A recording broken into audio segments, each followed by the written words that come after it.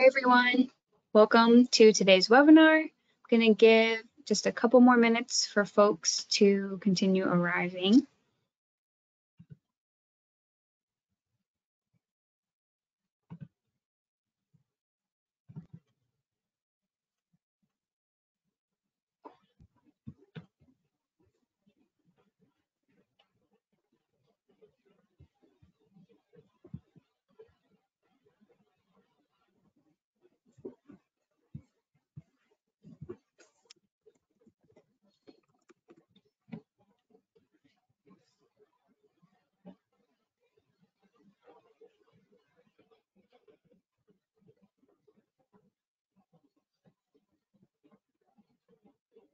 I think we can start.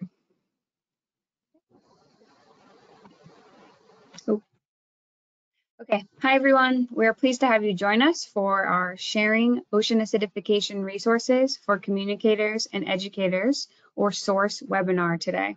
Our series is presented by the NOAA Ocean Acidification Program in collaboration with National Marine Sanctuaries.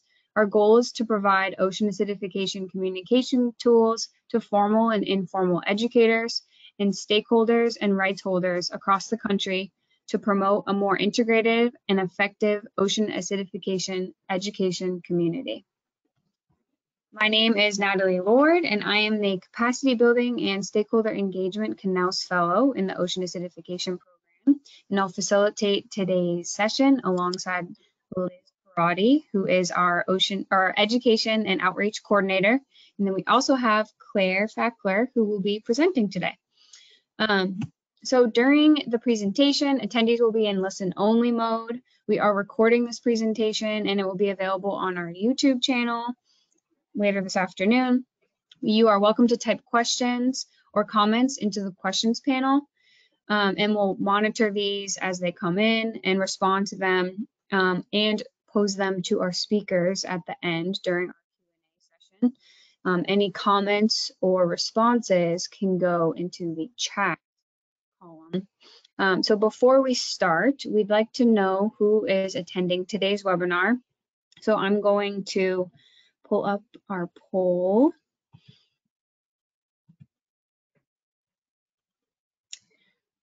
So we are interested in learning about who is here, if you're a communicator, educator, researcher, coastal manager. Okay, looks like we have, I'll close the poll, share the poll. We have half of you are educators, and then we have about a third of you are researchers. So today we have two guest speakers.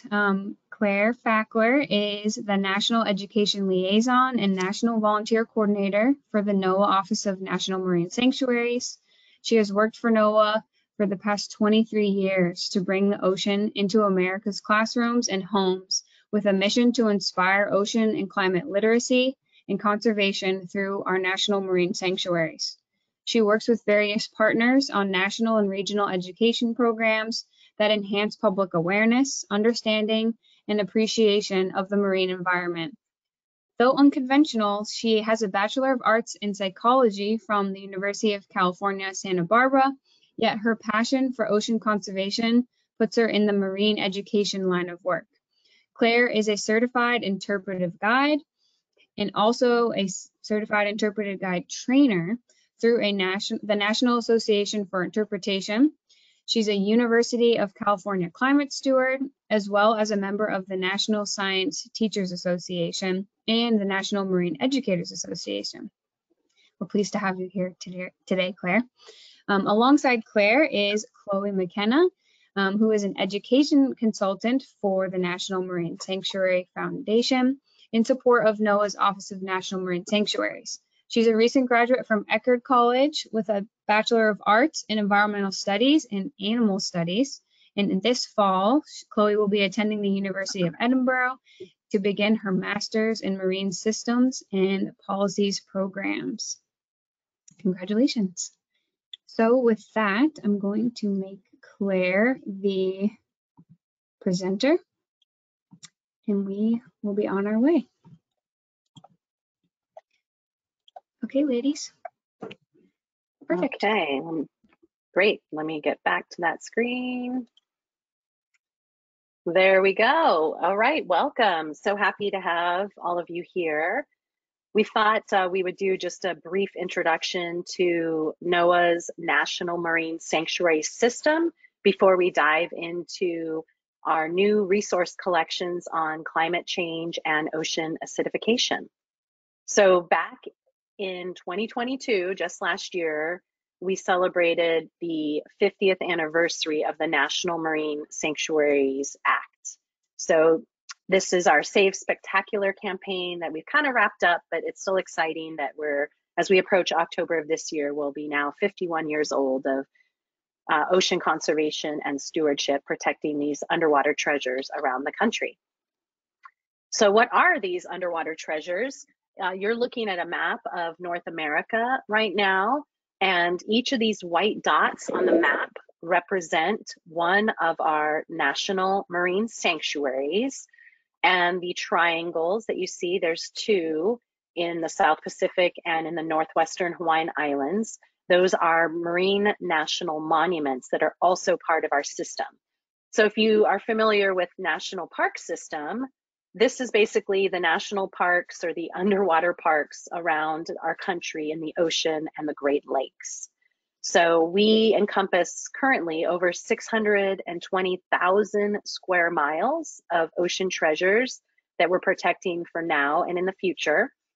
And then you'll see 6 yellow boxes on this map.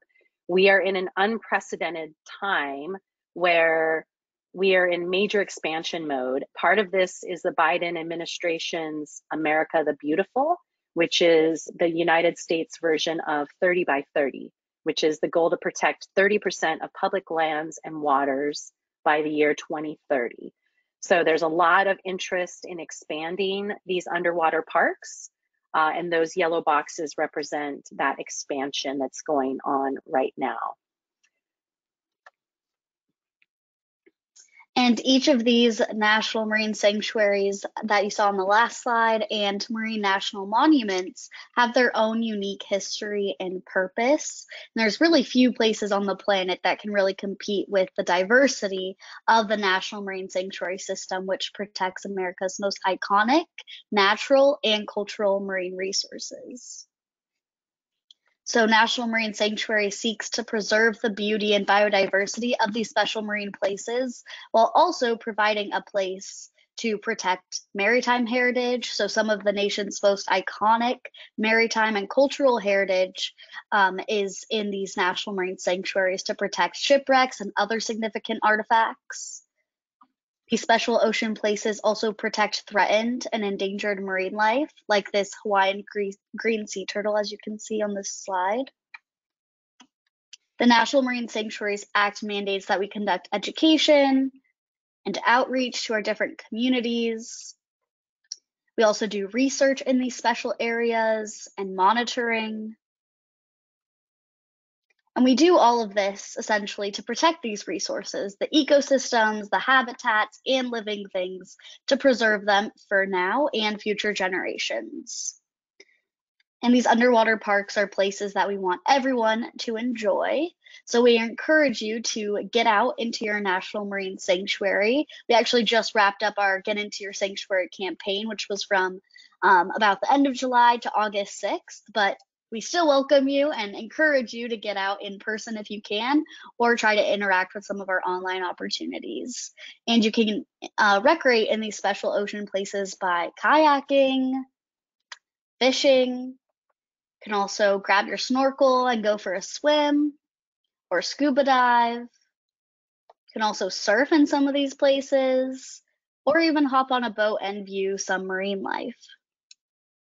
And our hope is that some of you will become so inspired through these interactions that you have with your national marine sanctuaries that you will eventually volunteer to conserve these underwater treasures, again, for now and the future.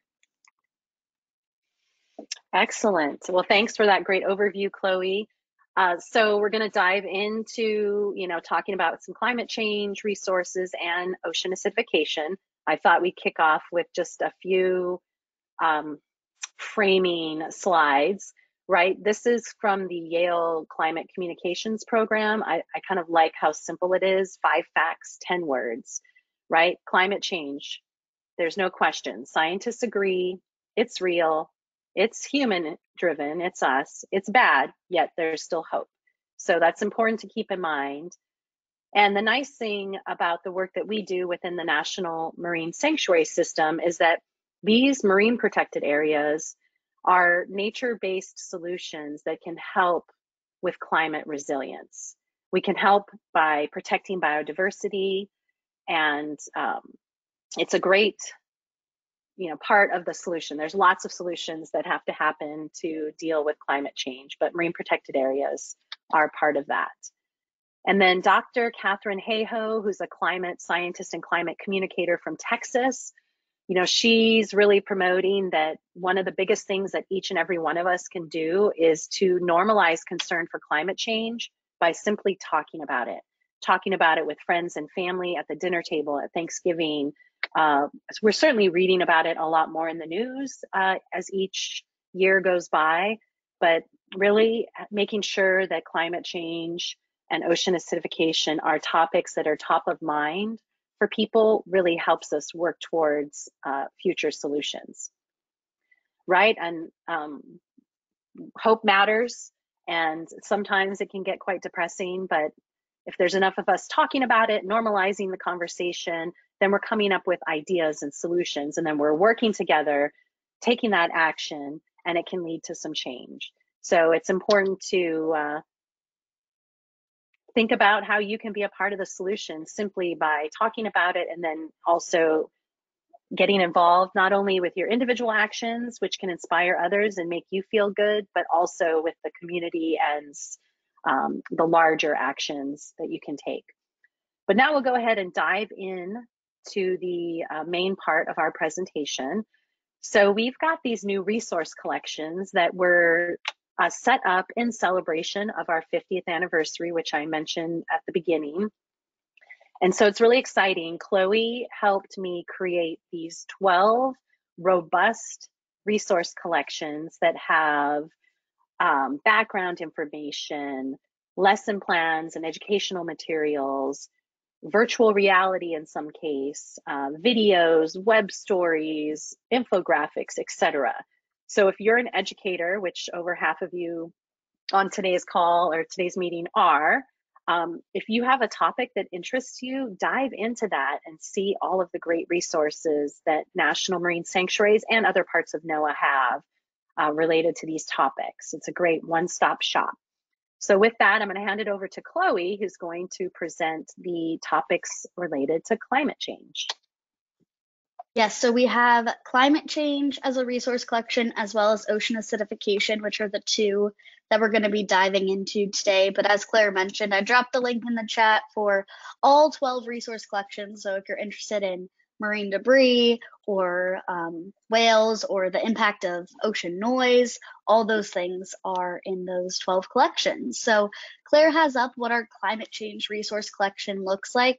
All kind of follow the same format of having those different resources like background, lesson plans, webinars.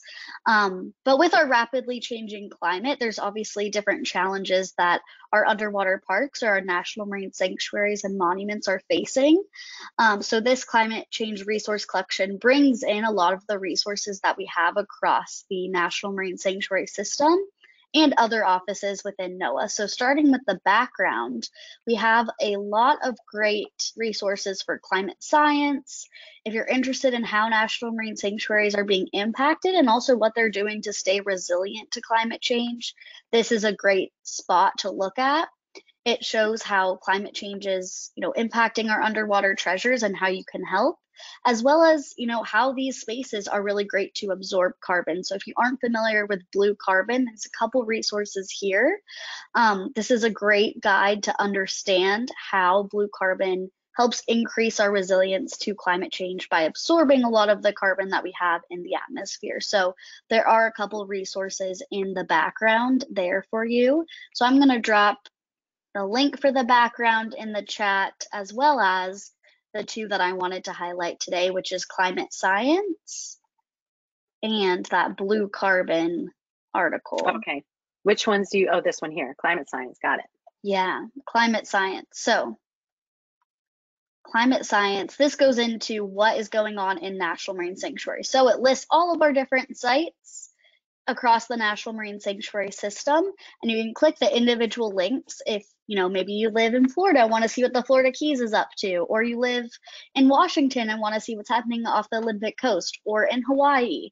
These are all different, all of our different sanctuary sites and what they are doing to individually respond to climate change and how it's uniquely impacting their area or their sanctuary. So I wanted to highlight that for, you know, if different educators want to focus on, you know, how their local areas are being impacted or the sanctuary closest to them, or if you're just, you know, in the general public and interested. So this is a really great resource and, you know, outlines why it's a concern for each of these sites and possibly how they're responding to it. So that's one great resource in the background, as well as the blue carbon. So just the general blue carbon link that we have. So this goes into, you know, our ocean and coastal ecosystems. So specifically is highlighting, you know, mangrove ecosystems, but how our seagrasses and salt marshes are really a carbon sink and helping us, you know, try to mitigate climate change. So if you want to learn more about, you know, why protecting these spaces is so important, as Claire mentioned, we are kind of, you know, ramping up and trying to expand the sanctuary system to all those new sites, those yellow boxes you saw on the map. And this is just, you know, one example of why it's important to continue to protect, you know, our ocean and our coastal ecosystems, because they are helping us in the face of climate change. So that is a great resource under background.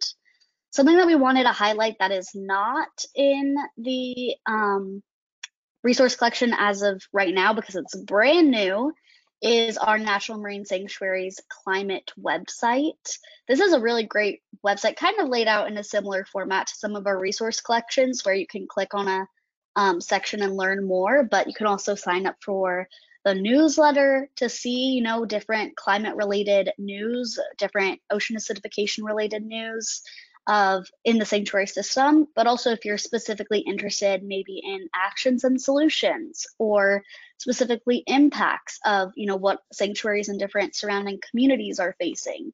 This is a great spot for seeing the science as well as, you know, the response to climate change across the sanctuary system, and, you know, some newer information in this Check Out What's New page that may not be in our resource collections that were developed about a year ago.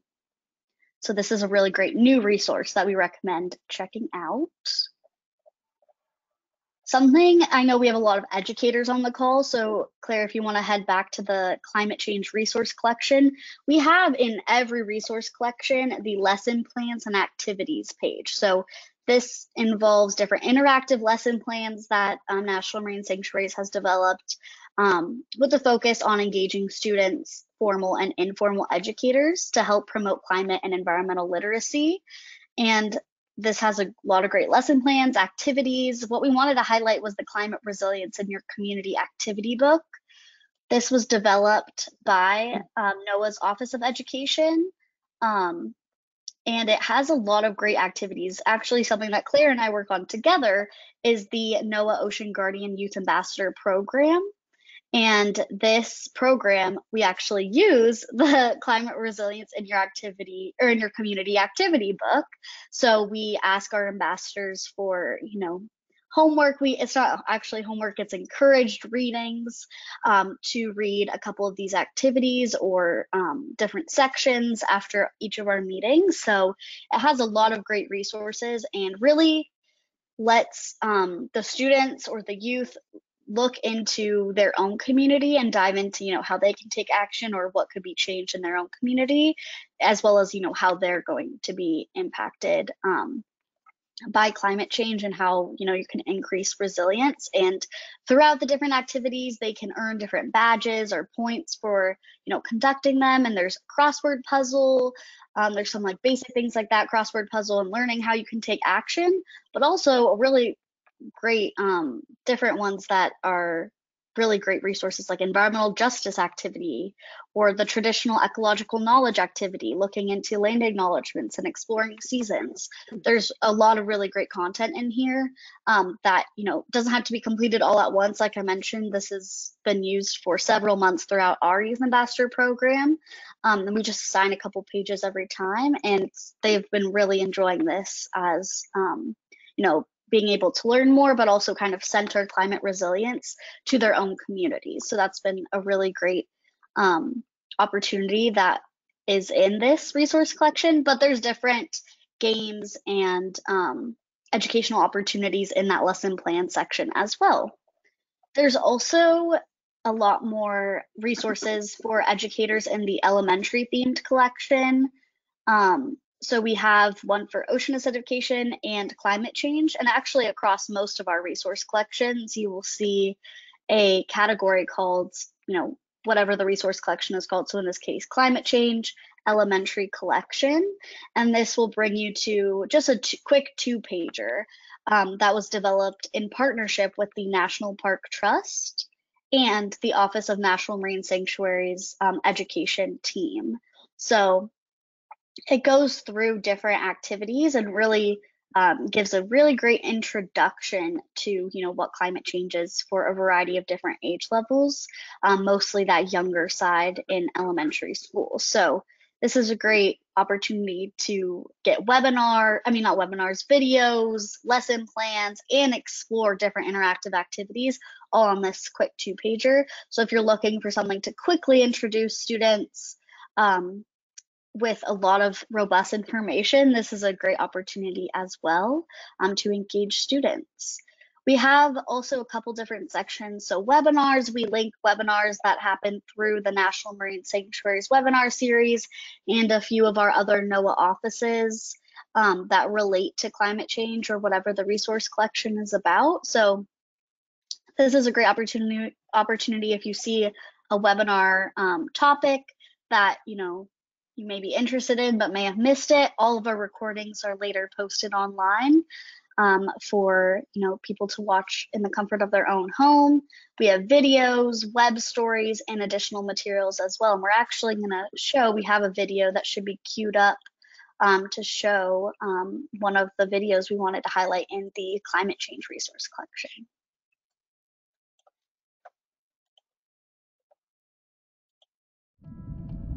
From the tropical coral reefs of the Pacific Islands to shipwrecks in the cold waters of Lake Huron and Lake Michigan, NOAA protects a system of national marine sanctuaries and monuments in some of America's most spectacular places.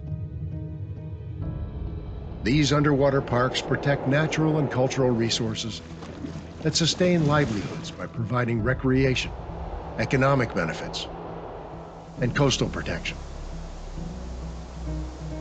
They remind us of important ties to our history and between cultures, and fill us with a sense of wonder. But our world is rapidly warming, and the impacts are being felt in our national marine sanctuaries and the communities they support. Warming waters cause coral reefs to bleach and kelp forests to collapse. More acidic waters and declining dissolved oxygen levels are stressing ecosystems. Species are moving to new locations in response to a changing ocean. Rising seas and increasingly strong storms are damaging coastal habitats and historic shipwrecks. In this rapidly changing environment, national marine sanctuaries and other marine protected areas are more important than ever, acting as refuges for biodiversity and offering nature-based solutions for flood and erosion control, food security, and carbon storage. At Florida Keys National Marine Sanctuary, scientists and managers are working with partners to restore 7 iconic coral reefs using corals that are more resistant to the effects of warming, acidification, and disease, creating reefs better adapted to future ocean conditions. Sanctuaries also protect and restore what we call blue carbon ecosystems, like seagrasses, mangroves, and kelp forests that pull carbon dioxide out of the atmosphere, eventually burying it in sediments where it can't contribute to warming. Sanctuaries are magnets for scientific research, where we work to understand the effects of climate change on the food webs that support seabirds, whales, fish, and humans. Sanctuaries help us understand human connections to the ocean and how changes will affect us. Olympic Coast National Marine Sanctuary and others around the country engage with tribes to understand how climate change and ocean acidification may affect important food and cultural resources, and develop solutions to address these challenges. We're working across cultures to protect the extraordinary places we care about, while learning about our integral and unending connection to the changing world around us. We all rely on healthy marine ecosystems to support life on our planet. Together, we can address the causes and impacts of climate change to ensure that our spectacular ocean and Great Lakes continue to thrive while supporting our economies and values and revealing their wonders for generations to come.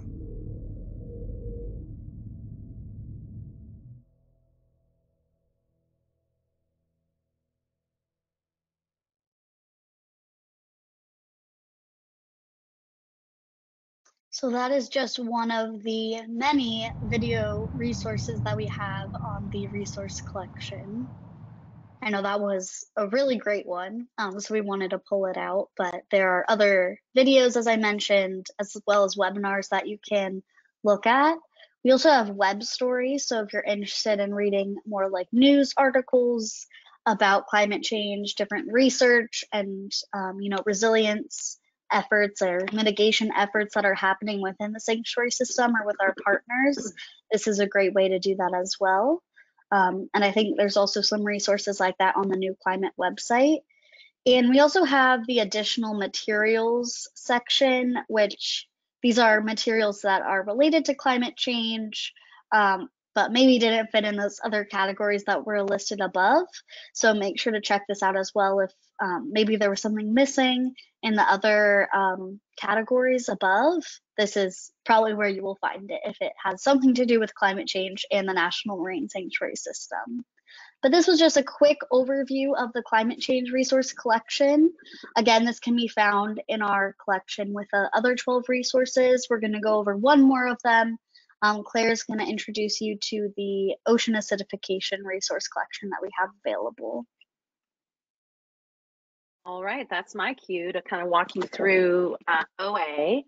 So, right, the ocean absorbs extra carbon dioxide that we emit in the atmosphere when we burn fossil fuels like coal, oil, and natural gas, and that changes the chemistry of the ocean. And so we call that ocean acidification. And the change in chemistry is reducing the amount of calcium carbonate in the ocean. So just as humans need calcium to build their bones, sea creatures need calcium carbonate to build strong skeletons and shells. And OA changes the chemistry of the ocean and causes what we say osteoporosis of the sea, which prevents animals at the bottom of the food chain from building and maintaining their protective shells that they need to survive. So the phrasing that I just communicated, it is in the intro here, and these are words that come from the Frameworks Institute, and I'm going to go into a little more detail about that towards the end of the presentation. But there is some social science behind the specific phrasing and explanatory metaphor of osteoporosis of the sea that's been tested by this group called the Frameworks Institute. But anyhow, so as you can see, the layout for ocean acidification resource collection is very similar to what Chloe just walked through with climate change. There's the background, the lessons. We also have an elementary collection for OA. Yeah, I mean, other than a few different ones, there's an additional infographics and printed materials section. And then of course, we wanted to do a call out specifically to our partner that we're here on the SOARCE webinar, the Ocean Acidification Program, part of NOAA, and then additional resources. So I'll do just a cursory walkthrough similar to what Chloe provided. So in looking at the background, again, some great information on how to better understand ocean acidification, seeing how it's impacting some of our national marine sanctuaries. So you'll start to see that some of these links you can get from different places, but we tried to make pathways that made sense for primarily educators when it comes to these resource collections. But as you click on these different links, sometimes it takes you outside of our part of NOAA, which is the National Marine Sanctuaries, to other parts of NOAA, in this case, NOAA Fisheries, since they do a good job of defining ocean acidification and how it happens. I'm just going to click through a few of these, but this is similar to the section that Chloe talked about, the climate change, and some more description about ocean acidification and how it impacts our underwater treasures. Now, if we go back, we can dive into a couple of our lesson plans and activities related to OA. This one here, marine osteoporosis. This is helping students explore the effects of acidic ocean water on certain marine organisms in the ocean food web and to humans. So students can learn more about the scientific method to hypothesize, test, and record and make conclusions. So some of these lesson materials are created by partners in some of our grant programs. This example comes from the Merito Program, which is a California Bay Watershed Education and Training grantee, or California BWET grantee, but great materials that we can make available to educators as well outside of that program. Here's another one, helping Nemo find his home. So kind of understanding the impacts of ocean acidification on the olfactory senses of clownfish, and understanding, you know, there's different ways that increased acidity in the ocean impacts animals, right? Not only do they need the calcium carbonate if you're a shell-forming animal, but even a fish can be impacted in determining which way to swim to go towards home in the threat of danger. So as you can see, there's several other lesson plans and materials that are available to explore. This is another interesting one. We have a OA Communication Toolkit focused on Dungeness crab, so using them as a case study.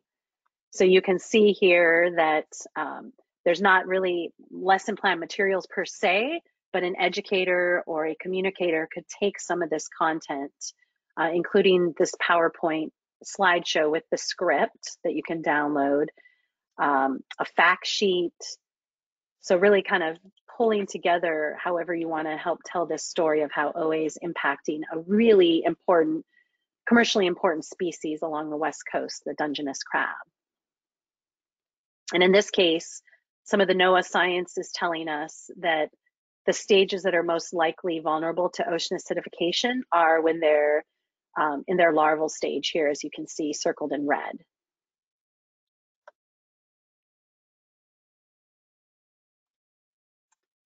All right, moving back to our educational materials. So a lot of these links dive quite a bit deeper. This one's fun too. This is taking the game of Jenga and using it as a food web. So the Jenga pieces are colored for, there's green blocks that represent phytoplankton, blue blocks that represent zooplankton. There's krill represented by the red blocks. There's a purple block, which is the whales. And so you then play a modified version of Jenga, which really helps you understand how organisms are connected through the food web and how small changes in the food web can have large scale effects. So I'll move past the lesson plans and dive into a few more resources here. Chloe already gave a great introduction to our partnership with the National Park Trust and these elementary school collections. So this is the version for OA. That is, again, it's for elementary audiences, and you can kind of click through these links for videos and content to get a younger audience in elementary school to understand ocean acidification. We've had a number of webinars related to the topic, and again, the archives can be found here. So great resource in terms of general public members. If you do want to dive in and get a little more information on OA, this is a great place if you have time to watch these about hour-long presentations. You can find them all in this one-stop shop. So with the videos, I am going to play a short video related to OA, but you can also see all of these links here. So let me cue up that video for us to enjoy.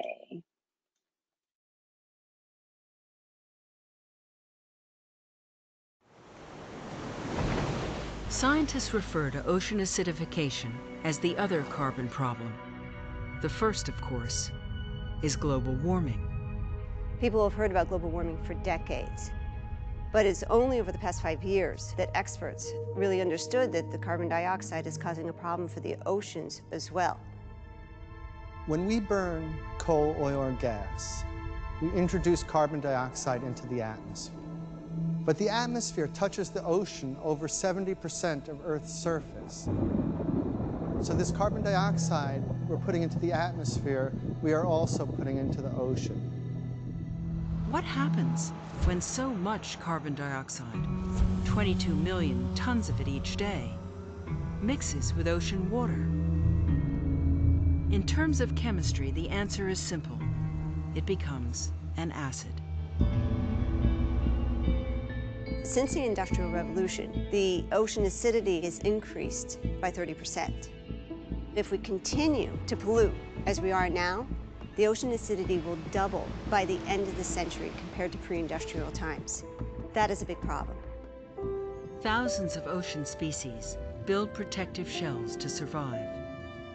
These organisms create their shells by drawing certain molecules from the water around them. But rising acidity depletes those molecules. And when acidity gets too high, shells dissolve.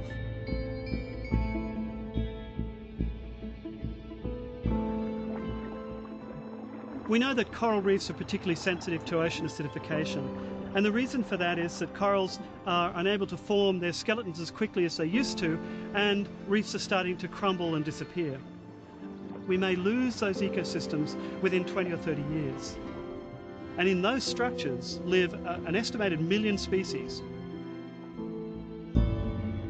There's growing alarm that higher acidity will extinguish creatures that are a basic food source for fish.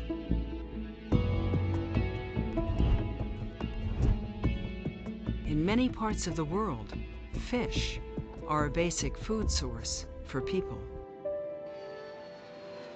The only way to stop acidification is to emit less carbon dioxide.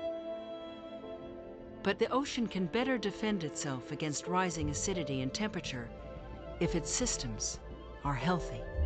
That means restoring depleted fish populations, establishing marine protected areas all around the globe, and reducing pollution, particularly nutrient pollution, in the coastal zones. Today, we're in a really remarkable history of the ocean.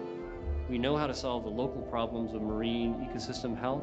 We know how to solve the global problems. The question is, will we?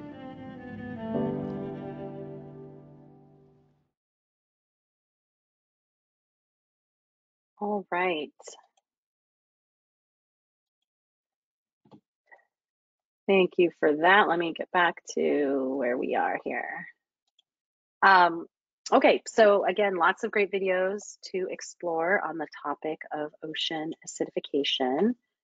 In this particular OA collection, we also have a section on that includes our virtual reality resources. So VR, this particular video is in 360 degrees. So our divers take a camera down that has 4 cameras on a pole, so it's filming all 360 degrees. You can watch it on your computer as a flat screen and move it around. You can use your cell phone and slip it into some sort of goggles, or you can, use regular VR Oculus goggles. If you have them in the goggles, it is an incredibly immersive experience. For those that are not divers, this will potentially be the closest you get to scuba diving and experiencing that underwater world. is through VR videos. So this particular video dives into coral reef restoration work in our Florida Keys National Marine Sanctuary. So there's many iconic reefs that are, suffering. And actually, just in the last couple of weeks, you've probably seen some of the international news about over 100-degree water temperature recorded in the Florida Keys. And then beyond that temperature high, it's been in the 90-degree water temperature for the majority of the summer. So there's mass coral bleaching happening, so much so that some of these coral restoration sites that are in this VR video, the teams are trying to rescue those nurseries and put them into safer conditions outside of the ocean to protect the genetic biodiversity. So rampant carbon dioxide with industrialization of our country and our world. So if we can find ways personally, community, regionally, nationally, internationally to reduce our carbon emissions, that's part of the solution. But back to this, we also have this a lesson plan that complements this virtual reality video. So this is particularly for grades 6 through 8, but it can be kind of scaled up or rolled back a little bit for younger audiences.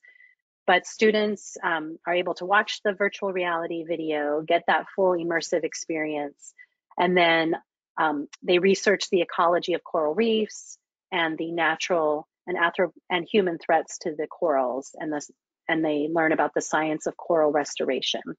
So there are great materials that align with our different virtual reality products. And some of the resource collections have a link to that VR. Another section I wanted to highlight was the infographics and printed materials.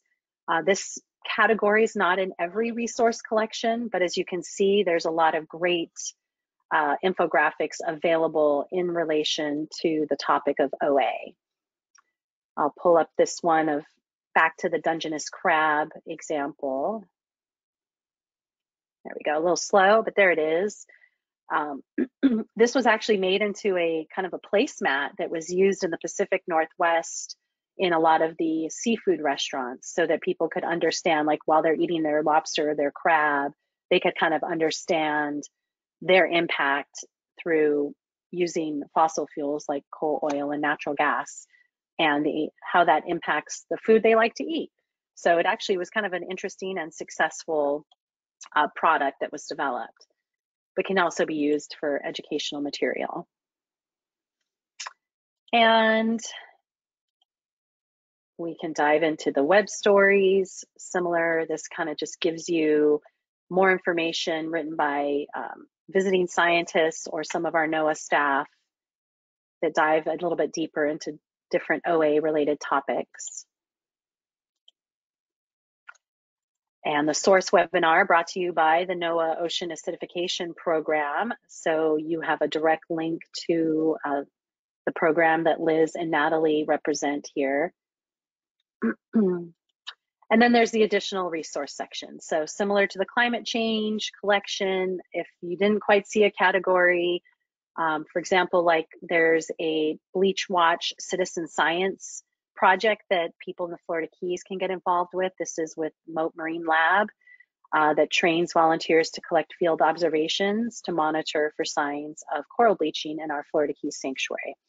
So there was not a citizen science section in our collection, so it fell into our additional resources. So with that, we're going to go ahead and pop back to our slideshow. We're just going to wrap up and kind of circle back to the Yale program on climate change communication. They have a great newsletter that you can sign up for to get the latest public survey data on what the United States, even sometimes down to city and county level. This is only taking us to 2020, so this map has already been updated, and unfortunately I didn't have a chance to refresh it for all of you, but this gives you a nice visual of people in the United States that were surveyed that are already saying that we're being harmed by climate change or will be harmed.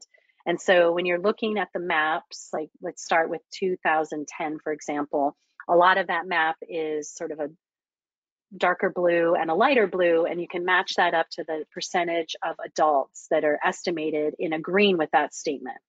So it looks like, 40 to 45% of Californians that were surveyed agreed with the statement that they are already being harmed by climate change, or they believe that there will be harm in the US to be based on climate change.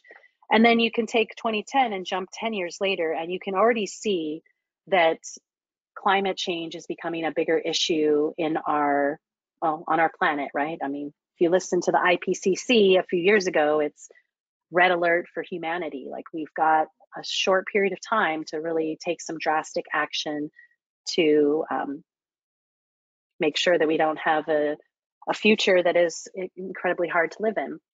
So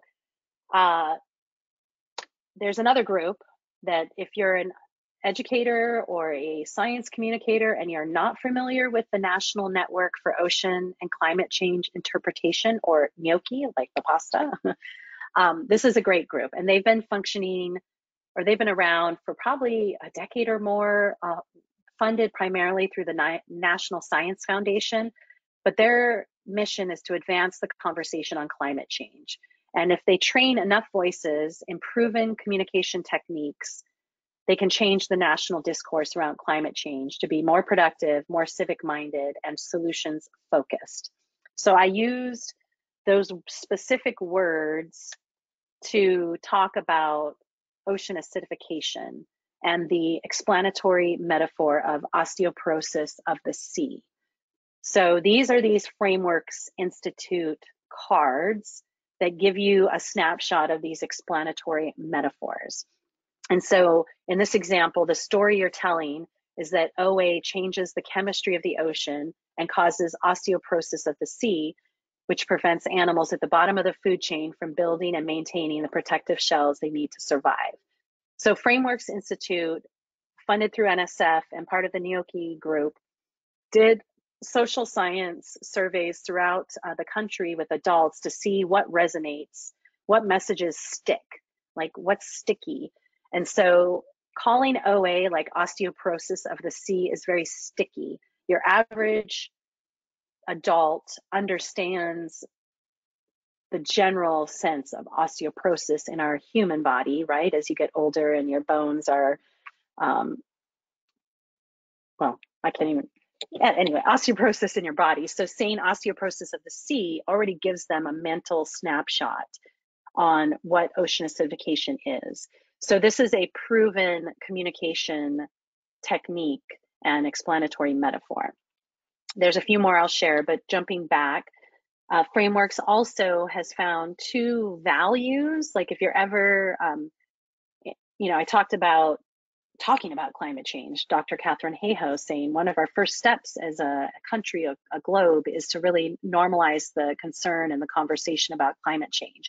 So one way you can do it when talking to people that you're not sure what their understanding or their beliefs are when it comes to climate change, you can always find one of these two values to connect with them. So one of them is protection. The value of protection. We must protect people and places from being harmed by the issues facing our environment. And the second value is responsible management. So making sure that government agencies, other institutions are taking practical and common sense steps to address problems facing our environment today that's in the best interest of future generations. So protection and responsible management being two of these pathways or values that are pretty universal. So you can always come at the conversation with one of those two values. So there's a few other explanatory metaphors, and then we'll go to Q&A. So I probably won't read through all of these, but I'm just going to show them here. Climate's heart. So another metaphor that connects, people kind of understand how their body works. So talking about how just as the heart circulates blood and regulates the body's temperature, the ocean controls the circulation of heat and moisture throughout the climate system. I tend to hear this one a lot, the heat trapping blanket, right? So it's a metaphor for the basic mechanism of climate change. So as we're burning more fossil fuels like coal, oil, and natural gas for energy, we're adding more and more carbon dioxide into the atmosphere. And this buildup acts like a blanket that traps heat around the world, which disrupts the climate.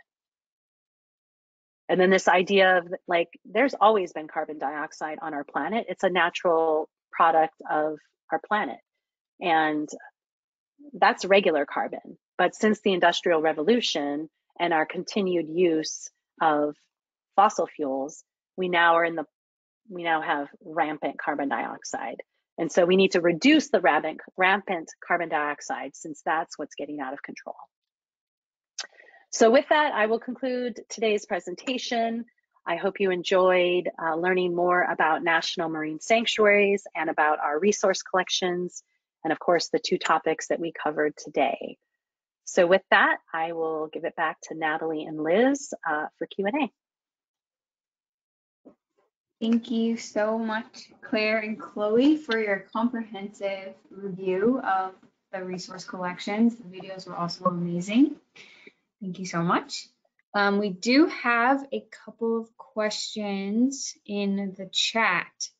So one of them is asking about so actually from the OAP side of things, a lot of educators are interested in species-specific information regarding ocean acidification and biological sensitivity to them. This one is a little more broad, but the question is asking if NOAA has any resources for sea turtles. And I'm not sure if this is in your wheelhouse or if you have any recommendations for where this person can go to get information about sea turtles from NOAA. Yeah, NOAA Fisheries and the Office of Protected Resources will likely have quite a bit of resources related to sea turtles, and we have a sea turtle resource collection. So let me. Yes, I just put that in the chat. Okay, good. Yeah, so sea you'll turtles find could a lot also, of links. Yeah, there's also sea turtles featured in our coral reef ecosystem resource collection and species on the reef. So I will drop that link as well. But again, that doesn't necessarily, I know the question was a little broad about sea turtles. I don't know how much this collection goes into if you're looking at ocean acidification and potentially the impact on sea turtles, but there is a lot of sea turtle info on that resource collection for sure.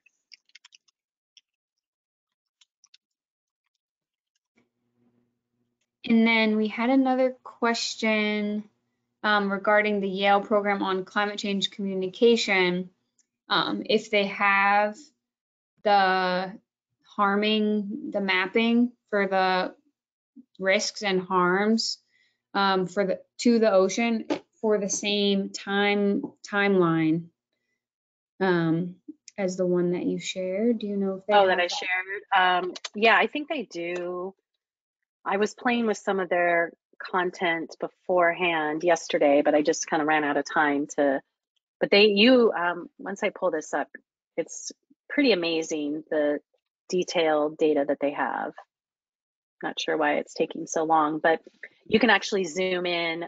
They ask a series of, 20 questions that they have for, I think, like 2 decades. So it talks about global warming, because that was the phrasing back when. Now we call it climate change, which encompasses global warming and even ocean acidification. But you can choose the question that they asked, and it'll update the map. Oh, here, maybe I'm looking at the wrong. Here we go. Yeah, the opinion map. I put a link to that in the response to the answer as well as the chat. Awesome, thank you. Yeah, I don't know why I'm having a hard time clicking through, but it's pretty amazing to see the granularity of the data. You can look at the US as a whole, or you can dive into like up, I think, to county. Yeah, all right. You can go to the next question. I'll still play around here.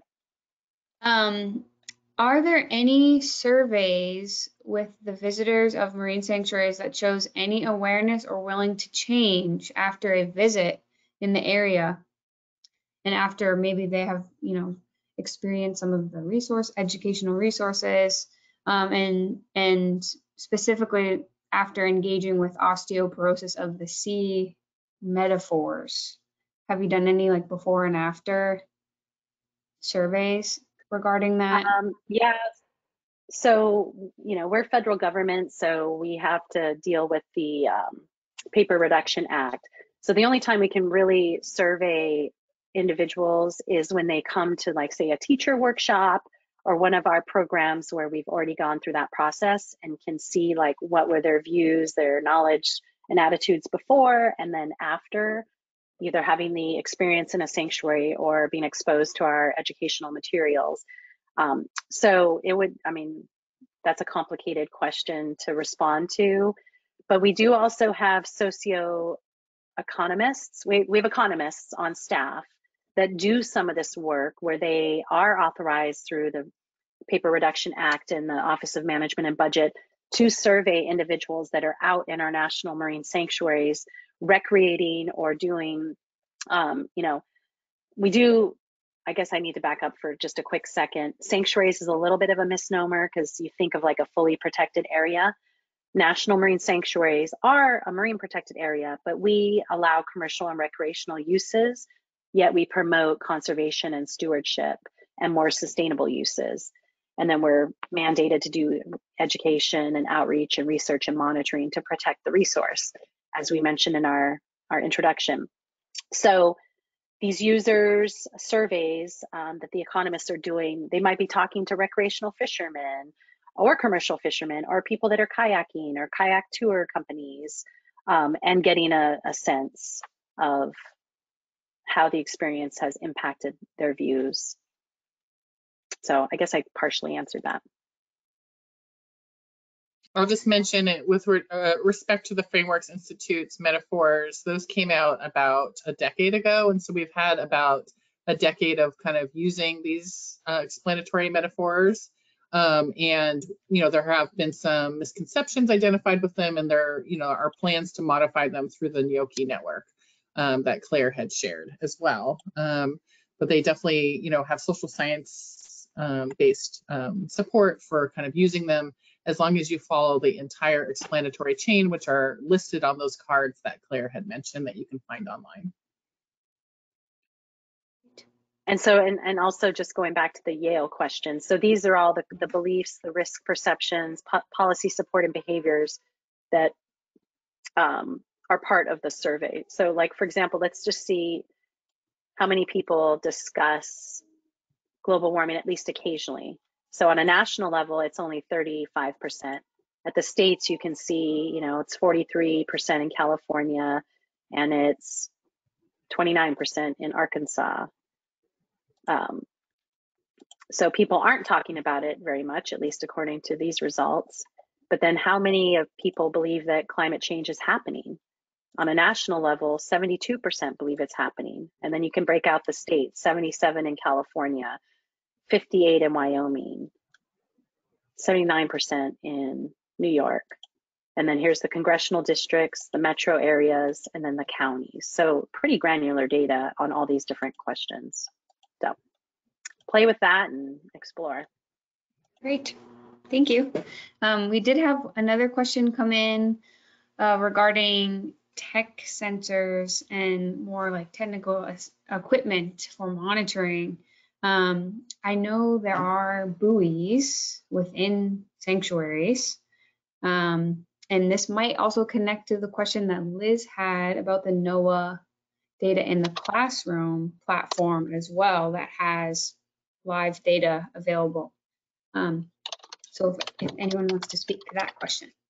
Oh, and in my slides, I kind of abandoned some of my slides and went to just going live website.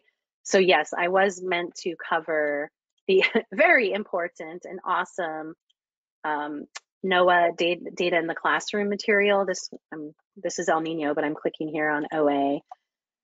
So this is using near real-time data and has these different levels that you can walk through. So this is a fantastic resource. It is in our resource collection. I just didn't happen to click on it as one of the options to walk through. So there's a teacher's guide, and then there's these different levels that are scaffolded that walk you through ocean acidification using, is it actual real-time data, I believe, or near real-time data. Great. Yeah, Thanks so thank much you. for sharing. Chloe or someone can, yeah, pop the link in. It's dataintheclassroom.noaa.gov. Thank you. All right. Well, that is all the time we have today for our webinar. Claire and Chloe, again, thanks so much for joining us for this month. If anyone has any questions, comments, or suggestions for speakers for this webinar series, we are always interested in hearing from you. Our next webinar will be taking place on September 13th, and we hope to see you then. Thanks, everyone. Have a great rest of your day. Thanks. Bye-bye. Bye. Thank you.